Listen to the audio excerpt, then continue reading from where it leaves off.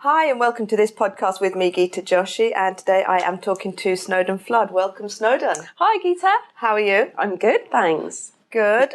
So we are at your shop at the Oxo Tower, which is absolutely lovely. Thank you. But I wanted for us to talk about all sorts of things, how you got here and, also your work with Just a Card. So tell me, where did you train originally? Well, I did my foundation at East London College opposite Whitechapel at Art Gallery, and then I went to Humberside because I wanted to do sculpture and printmaking, and you could work, in those days you could work a lot with industry, like ship builders were still in existence. Wow. And then I got a scholarship to go to New York. And so I took a year out and worked at the South Bank Centre in the press office, and then I went to Parsons School of Design in New York. And sorry, that was for a year?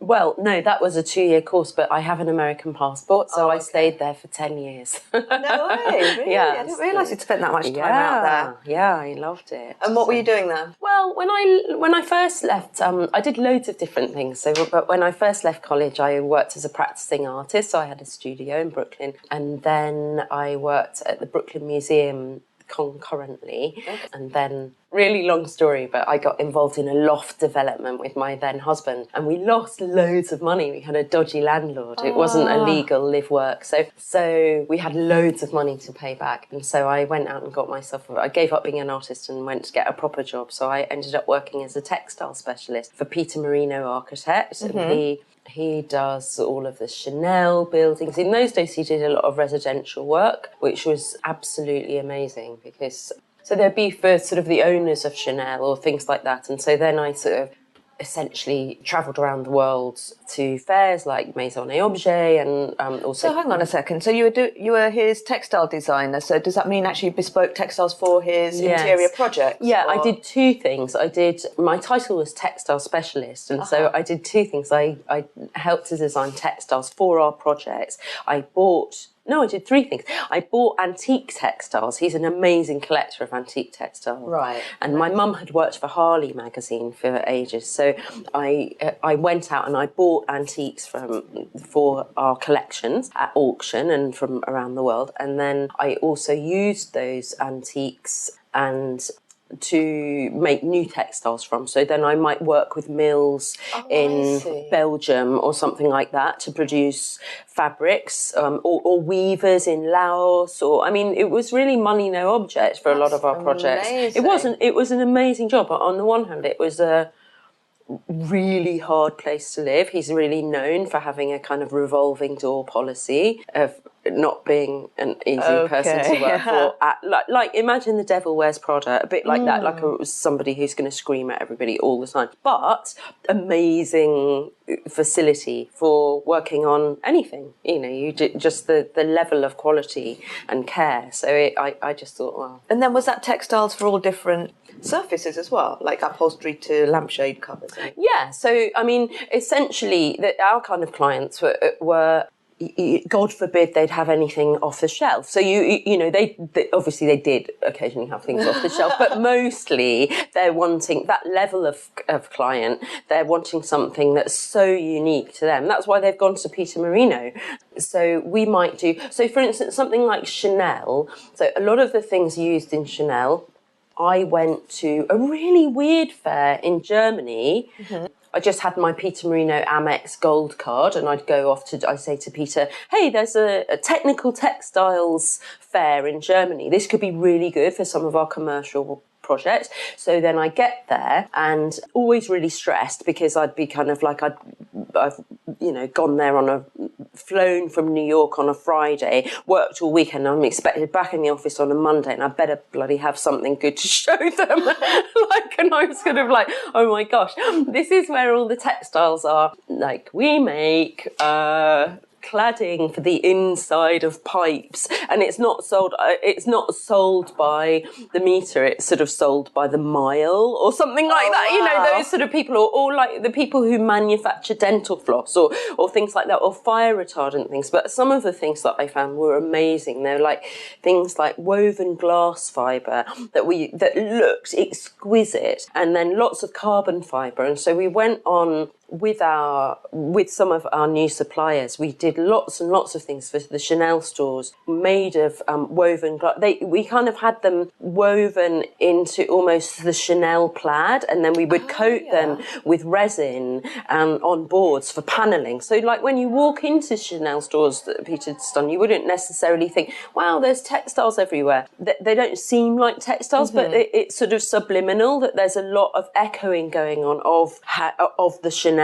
look and the brand, in the fittings. It's very clever. Or like I had lots of things made in the Philippines in woven banana fibres and abaca fibres that were then laminated to glass. So again, so lots of things like that. But that which sounds really different from my work, but it really informed my sort of attention to quality and my hatred of really crappily made things. So is that how that moved on then? So when did you leave Peter to start your own work? Well, I moved back in 2000 and I carried on working for him for a while. So for instance, they still would need people to go to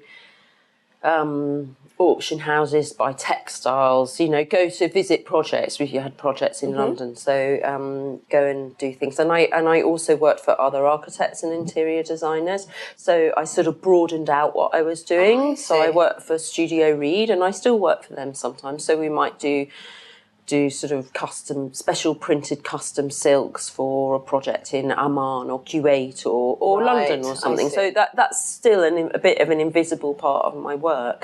So I still do that. And I don't show that at all. But yeah, I guess like all that time that I was working there, that I'm working very, very closely with other makers and manufacturers. So I might go to Belgium and work on a sort of woven silk and linen carpet for somebody that we're doing, or but actually jumping around a bit. Even when I was at college, I've always loved making. So like when I was at college in Humberside, a lot of my work, I made things in steel and glass, and I would go to shipbuilders, and then I visited British Steel, I went to Pilkington Glass, I did loads of things like that. And so I think... So what was it about that? Like, is it because some of those things are quite hands-on, aren't they? And they're quite tactile, and others are more of a constructive process, right? I'm really fascinated with how things are made, and I think that's probably why I like sculpture. I like making things. I'm not particularly great at making things, which is probably why I love to work with other makers. So I'm working with when I decided to do ceramics, I wanted to work with somebody in Stoke-on-Trent because I knew that that's where the best ceramicists are. So I'll go up there. I mean, I think I always was really frustrated when I was a child because I'd sort of think, oh, well, I'll make a dress, or I always made things, and I'd be really, sobbing over how bad the dress was that I'd made age 6, So actually, if you can work together with somebody, then you can make something unique and that's still your own. Working with these amazing people, and it's sort of a collaborative thing. That I really like that, and so I loved that. So is that where you have your mugs and ceramics made now? Yeah. I've always worked in Stoke, and I think that came out of being in New York too, of kind of coming back here and looking for here in London and looking for souvenirs and gifts and things like that, and just thinking, I mean, in those days, in the 90s, when I'd come back here, I'd think all the souvenirs are made in China. They're all really crap. Right. People weren't, the internet hadn't really got going. People, now the competition's fierce because everybody, even in their sort of foundation year, sets up at like, oh, I've got a business doing ceramics, but in those days, that was considered very unusual. People were sort of like, you're doing ceramics. Have you trained in ceramics? And people were almost cross about it. They're like, well, how dare you do ceramics? How dare you do all these things? It is actually, it's such a different environment now about people starting their own businesses and, people sort of getting interested in art, or, if they like put down their artwork, having graduated 10, 15 years ago, and they pick it up again. Yeah. They'll very quickly, create an Etsy shop or an online presence. And it's great. So they've got places to go out and show. Find a market, yeah. I mean, you look at somebody like Lisa Congdon, who I love in Portland, and she's an untrained artist. She's phenomenal, but I'm not sure, could she have got out there in the same way without the internet? Probably not. As talented as she is, but, she was selling on Etsy, but very, very, just was a brave maker who put herself out there, consistently put herself out there. Yeah. I think, there's still, I still come across people that are, that question that actually, because really that's all you need to do, right, is sort of be bold enough to have an internet presence and, get on whatever that is, social media or your Etsy shop.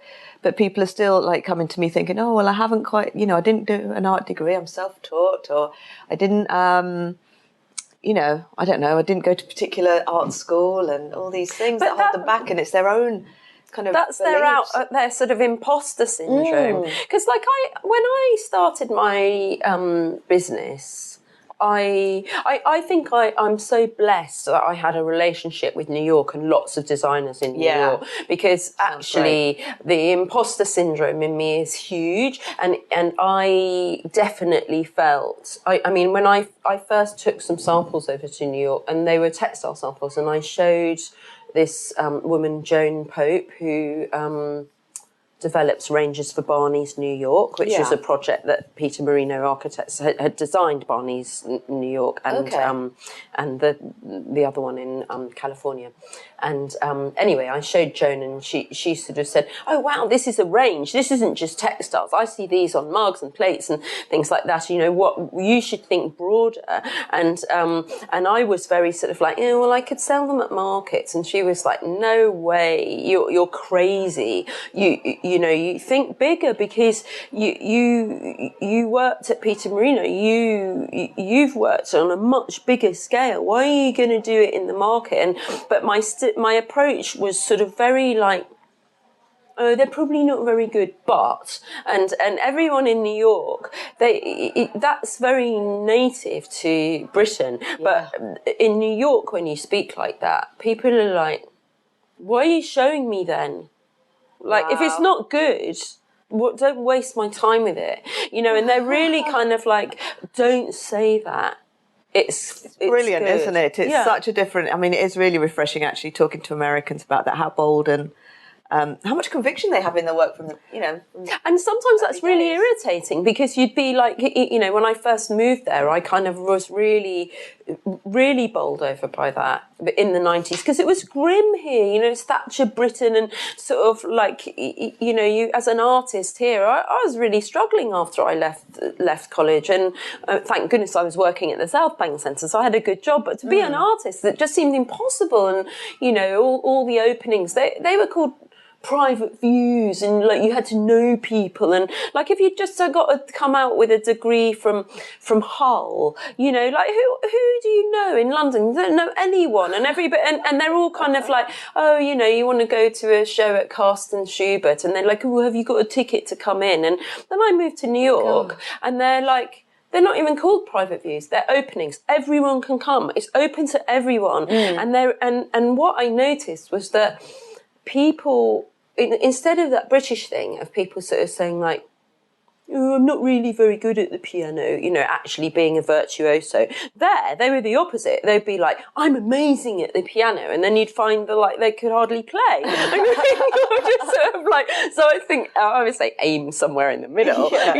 And it's funny though, isn't it? But I think, that kind of impostery thing. When I started my business, I felt like I came from an art school background, and I used to say all the time, well, I'm not really a designer. And then people would say, why are you saying that? You've got a whole range of products. And I'd say... So what did you start with? Did you start with the fine art when you came back to the UK and you were starting your own business? And what I started with were laser cut leather cushions. Oh, and so wow. I took, and embroideries. And so those are the things that I showed Joan in New York. And so I developed this technique of bonding, of laser cutting leather and bonding it together. Yeah. And I had these extremely expensive cushions that I was selling online. I had a website, and my friend built me a website, and then I got some embroideries made in India with one of the hand embroiderers that I had worked with at Peter Marino, and then I thought, I went to the Museum of London, or I was sort of somewhere, and I was looking back I was thinking about what Joan Pope had said about having a range. And then I saw this plate that was it's a plate from 1697 or something, and it's the Tower of London on a plate. And I was and I had this huge collection already of souvenir things from New York. I love souvenirs, and so it was like a lot of different things came together. And so I was thinking a lot of what my collection were plates, because in America in the sort of 30s and 40s and 50s, they didn't travel outside of America. There was they just traveled to different states. And so they made these amazing souvenirs of places. So anyway, so I had this big collection, and I was like, wow, there's a massive tradition of people putting buildings on plates and mugs. That's souvenirs. And so what an amazing legacy that is. So I kind of thought, well, I'll do that with my products. So, and then you had your own sort of much more modern visual language. Yeah, exactly. So I wanted them to be something that people really wanted to have, like not the opposite of what you think of as a souvenir. So not tacky piece of crap, but like something that you actually was like fine dining and you actually really wanted to have. Yeah, that's what I was going to say, because they're, properly functional, like as opposed to those ones you see in charity shops or sort of the vintage ones, which were meant to be probably displayed on. But some of them, I mean, some of my American ones are fantastic, really beautiful, and I don't think they were ever crap. I think they were properly lovely. I don't know, maybe not. But I just like seeing them through my pink eye. So the cushions led you to plates? The cushions led me to plates. Yeah, so then again, I don't know if I was even using the internet much. You forget. I probably was, but I went... I emailed the Chamber of Commerce in Stoke, and they sent me a list of all the people who I could work with. So I went up to Stoke and I just went round them all and talked to everyone. Amazing. And went on a little trip. And then I found my company, who I've worked with ever since. And that's so good. I love them. And a lot of people, like over the years, people would say to me things like other designers were like, oh, can you recommend your people? And then they'd come back and they'd sort of say, oh, they're really expensive. We can, you should go to so-and-so. They're cheaper. And I don't know that I'm a particularly great businesswoman, because I'd always think like, I'm not going to shave off 5p on a mug and risk the relationship. The relationship is more important to me. So if I say to them, like I did a big job for Dorchester hotels, so I had to do sort of 8,000 mugs for them. We were shipping them I designed some for them. I do some sort of corporate work for people. Brilliant. So to ship some to Russia, to Australia, they all have to get there by certain dates. And I know I can absolutely rely on them that what they're going to ship out, there's not going to be any seconds. I mean, occasionally we make a mistake, but on the whole, a job like that, I could ship all the mugs, all the 8,000 mugs to various parts of the world. They will get there on time. They'll be perfect, and Dorchester Hotel Group will be happy. That's for the 5p per mug, why am I going to waste that? And so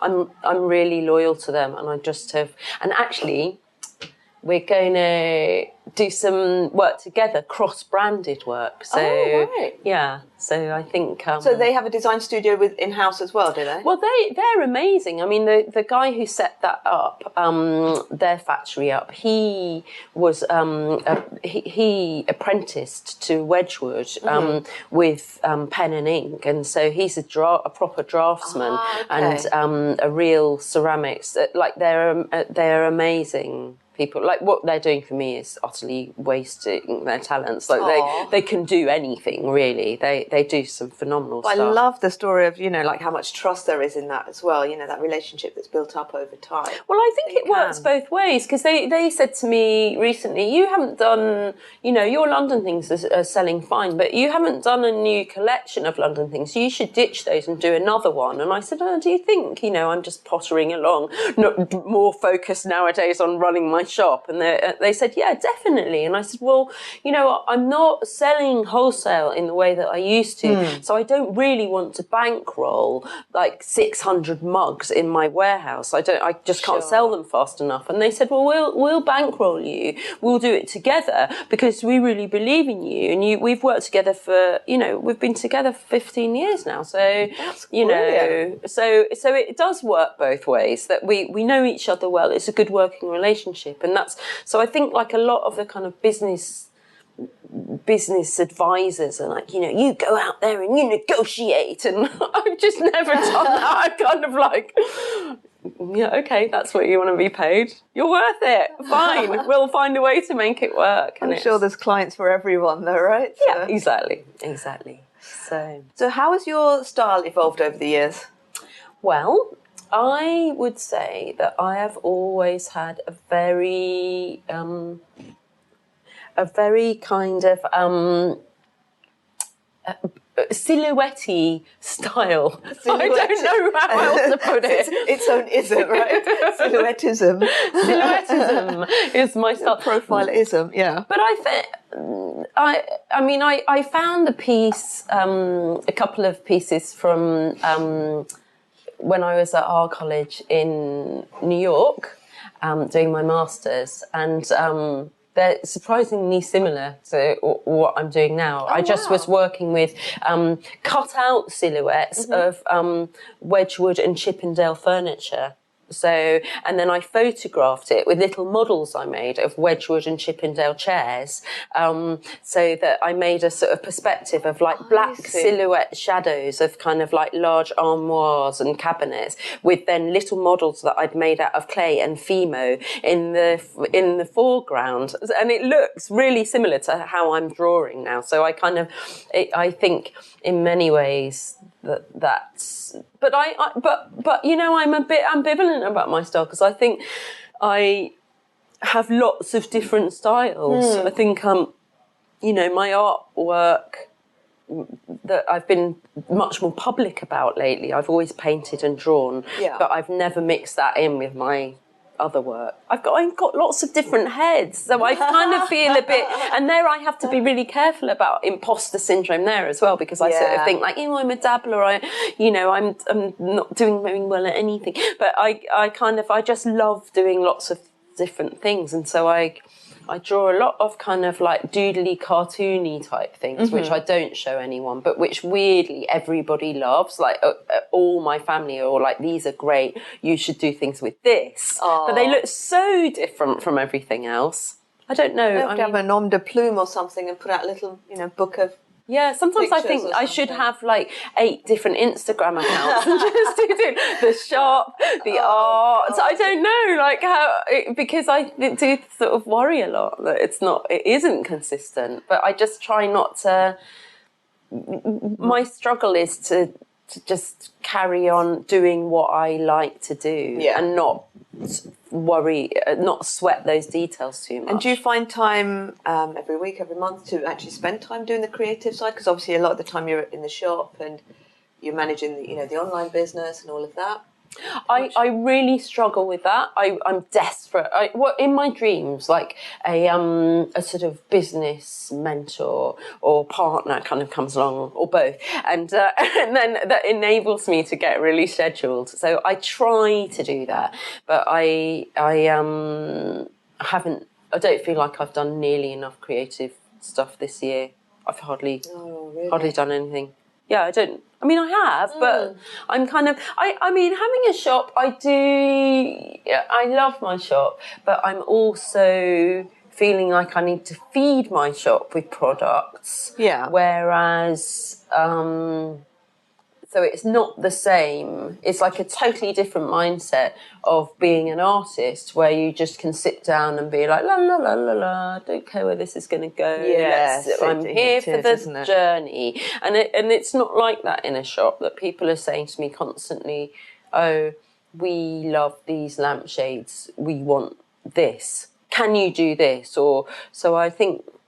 I don't know. I haven't got the balance quite right there. I'm doing too much other stuff. And then what about Just a Card as well? Because you're quite active on that campaign along with Sarah and our other friends. Well, yes. I mean, it's a great message, isn't it? It's I mean, I'm not in her regular team of people who help her, but I'm always really happy to get involved with everything, and I've got a big sticker in my door. I think it's. Such a good campaign. It's a really good campaign because it's. I think even as somebody who passionately believes in independence, and that's the whole sort of ethos of my shop, and the other people that I stock here, I'm looking for people that you aren't going to find sort of everywhere else. They're kind of littler people. But even then, I still sometimes find myself kind of like buying too much stuff online and just thinking, you know what, I need to go to the local shops. You know, I don't always do it. I don't always practice what I preach, and I have to really think to myself, no, you know, it's Christmas. Like, go and don't just buy it all online. What you mean. I was at Crafty Fox, actually, at a market a couple of weekends back, and... Again, I just, because I don't think we'd had that many markets through the summer months. You know, they kind of go a bit quiet after about June. But it was lovely actually going out and seeing, all these sort of makers and, sort of selling their work directly. It's a really great turnout. And quite a few had the Just a Card stickers and boards and things on their table. So that was really nice to see. But I think we have to be really careful because like people like us who are going out and seeing a lot of things, it's really easy to be sort of like, oh, I'm popping down to Crafty Fox to see what's going on and not buying any. I still could go along and have chats with everyone, and then all those makers have paid the money to be there and stood there all day, and they're just people like me and you rocking up and having a chat. How's it going? How's your summer going? And actually then they've gone home with nothing or not very much. So I'm still kind of thinking to myself like, I haven't, I've got to buy a card. And that's where the Just a Card thing is really brilliant. It's like, exactly. Thank you for reminding me, Just a Card. Because I forgot. I feel like I'm the last person that should be forgetting that I've got a shop, but it's true. It is, and it's great actually because quite a lot of them were selling cards and all the very small sort of whatever it is, right? A brooch or a pin and things as well. So that was really cool. And you always need. That's why it's a good thing is you always need a card, don't you? So yeah, I think it's a really good nudge because it's just too easy to go out and have that. I mean, all day, every day. Like yesterday in my shop, being very honest, yesterday in my shop, lots of people came in. Everyone said, it's so lovely in here. Do you know what I made? £4. Lucky that I'm not just a shopkeeper and that I'm doing loads of other things. Yeah. But if some of them really want to chat, and that's kind of like, oh, you know what? I've really struggled to get enough work done today for £4. Lucky that I'm working on a couple of other things because otherwise, there's no way I could. You can see why more and more businesses actually go online as well. For this because that's that makes sort of having paying a rental on a shop even more difficult. Oh yeah, it's really hard. So it's just that mindset of like, oh, I'm going to pop into all those shops. It's such a lovely experience, and that's where Just a Card is a good thing. Yeah, it's just brilliant. like make it a lovely experience and buy something. Go home with something lovely, right? They won't be there otherwise. So yeah. So we're in your shop and I'm looking around and there's quite a lot of these lovely illustrations Can you tell me a bit more about them? And I will put a couple of pictures to them in the show notes as well. Oh, lovely. Yeah, they're paintings. They're prints, limited edition prints from my original paintings. And that, I think I said earlier that I haven't really ever shown that in my business ever before. So most of them are kind of inspired by architectural interiors, or particularly staircases. I really love staircases. So I really like structure. So I've got... for London Design Festival, I'm going to be showing the original paintings here, having a little pop-up of the paintings. So definitely come along. On the 19th of September, I don't know. And are they bigger, or are they... No, some of the paintings are tiny. Oh, right. Yeah, okay. So I've printed them all in the limited edition prints. They're just short-run giclée prints. Okay. They are all A4, but the paintings, some of them are really small, and like A6, I think. No, even small. Oh, that's cute. Some of them are tiny, and some of them are bigger. So some are A3, so it'll be a big range of sizes, and they're in an exhibition at Kobe and Teal in Frome in Somerset at the moment as well. Oh, a couple of them, the paintings, not the prints. Yeah. So that's definitely something that I want to do more of. And do you sell your paintings online on your website as well as things like your lampshades and plates? No, that's a really interesting question. Only the prints, not the paintings. No, maybe I should start selling the paintings. Genius idea, Geeta. Well, certainly when you get them back from Frome, right? Yeah, that's true. It never occurred to me. But I got a real split in my brain of kind of like, this is the business, and painting is sort of like what I do. And on your website, do you only sell your own designs? Because I know in the shop, obviously, you sell a few other people as well. Other people. Yeah. No, on my website you can buy other people's things, but not everything. So it's mostly. Yeah, I mean, I just have because it's gifts. Then sometimes people want to, I don't know, they want to pad it out. I don't know. I always sort of thought like maybe my own things weren't like enough, and that, like if it was Mother's Day, you might want to send somebody a mug and a bar of chocolate or something, from Amazing Pump Street Bakery or something like that, and that works pretty well. So people, I mean, the majority of online sales are my things. I don't often sell other people's things online, but sometimes they do. But I mean, I think that's also just a place if somebody's been in the shop and then they go away and they do want to look at it online, they can see more of what they experienced in the store, I guess, right? Yeah, and I sell, I mean, one thing we haven't mentioned at all is why I sell antiques.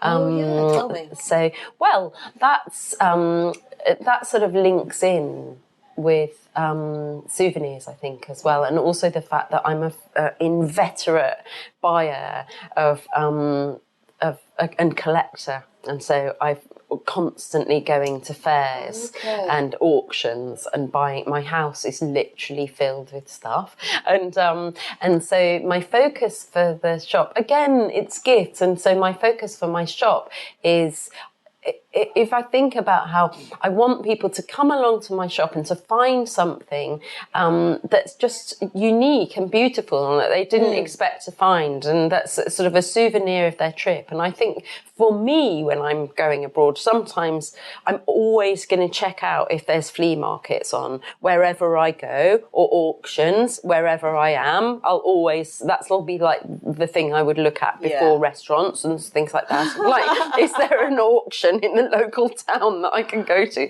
But so I mostly focus on, I tend to focus on manufacturing that doesn't exist anymore. So sort of, silver from Birmingham and things like that, like really good things that were decimated by Mrs. Thatcher that no longer exist, because that to me also, that sort of makes a lot of sense with my own products and how they're made, and that focus on making of like really good quality British making that they might not be able to buy elsewhere. So that's a kind of rolling smorgasbord. Is it mostly ceramics and silverware that you No, it's all kinds of having things. your antique. I mean, Oh, I'm no, I really see. drawn to ceramics and silverware, I have to admit. But no, it could be anything: jewellery, little brooches, and I had a whole collection of pencils that I bought recently. Of the they were sort of commemorating different royal event. I am so not a royalist, but sometimes I buy them. They were quite cute. They're like little sets of pencils, kind of commemorating coronations and things like that people went wild for. I wish I had like 100 more of them because they all went immediately. But I love Art Deco. But I think that's really nice actually, because a lot of these products, or rather the antiques, are the things that then sort of inform your own styles as well. Yeah, so it's all feeding through. And so, I mean, I really love Art Deco, 20s and 30s design. And I think that, so like, you can tell my brain's all over the place. So that links in with your question about my style. So, like, I really like that. But I don't want to be sort of derivative or really nostalgic. I don't want to make posters that look like they were made in the 20s. Yeah. I'm not interested in that.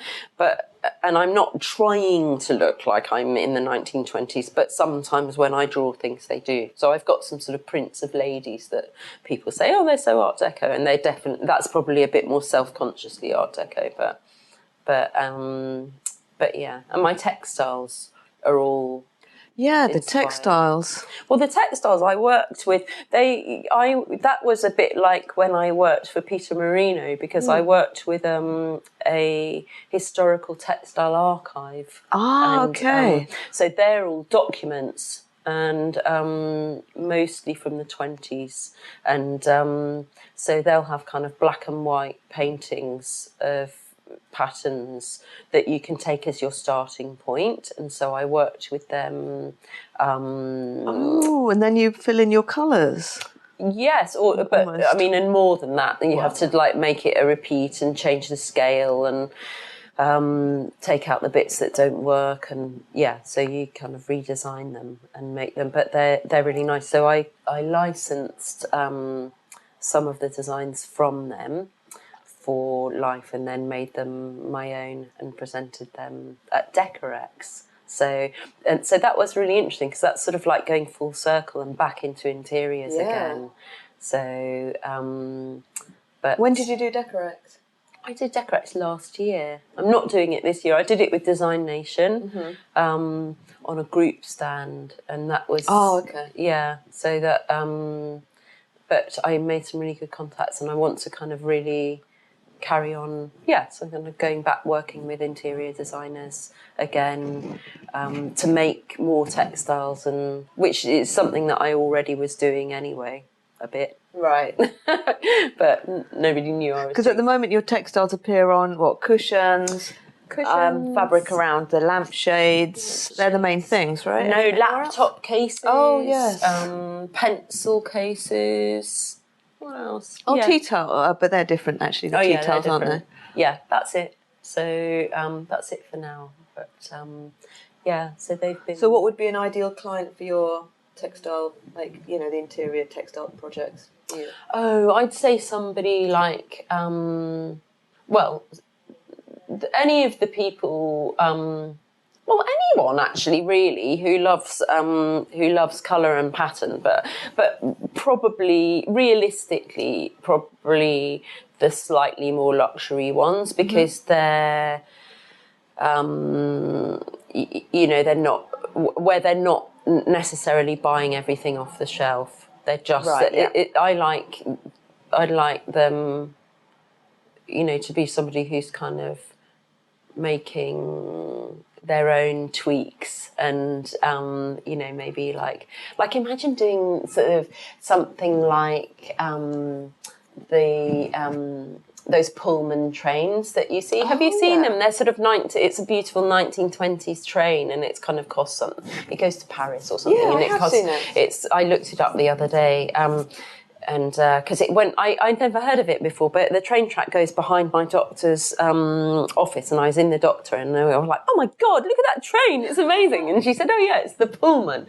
And I looked it up, and it's just beautiful, but the tickets are sort of £500 for lunch down to Kent and back again. And you're like, who's going to spend that? Oh, it's a day out, isn't it? Yeah, I've seen that. Yes, it is. It's down to Kent, like, have lunch and come back. God. Yeah.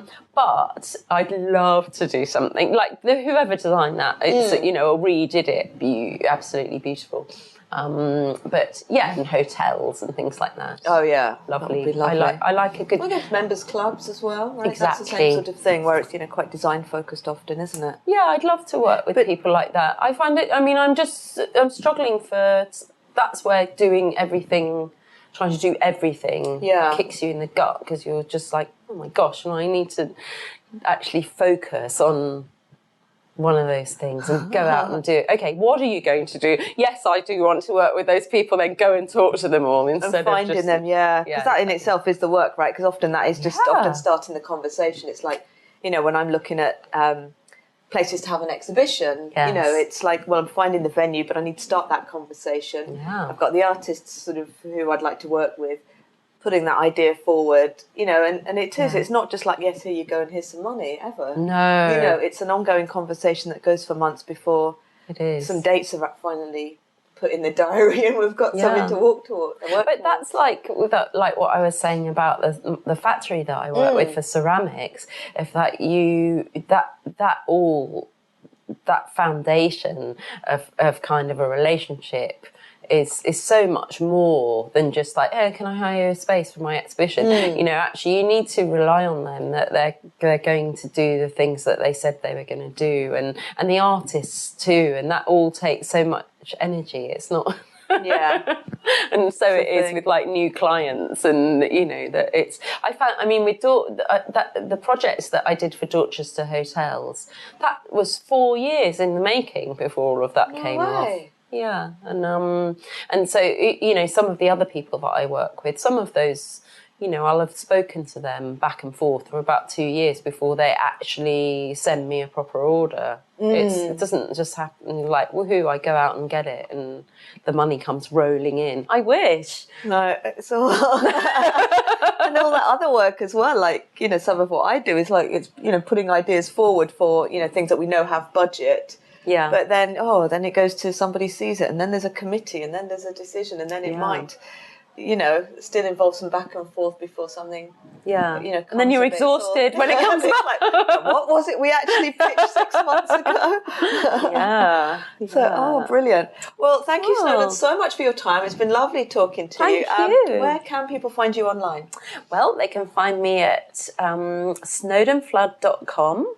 And they can come and join me on Instagram, Snowden Flood, or Twitter, Snowden Flood, or Facebook, Snowden Flood Design, or Pinterest as well. Wow. I'm and if they wanted to find you in the real world even, where would they visit? They should come the address here? to the Oxo Tower. I'm Unit 101 Oxo Tower, so I'm on the first floor. We're facing the river, looking at all the little boats going past. And the Oxo Tower's a funny one because it's a fantastic building that you can see as you walk along the river.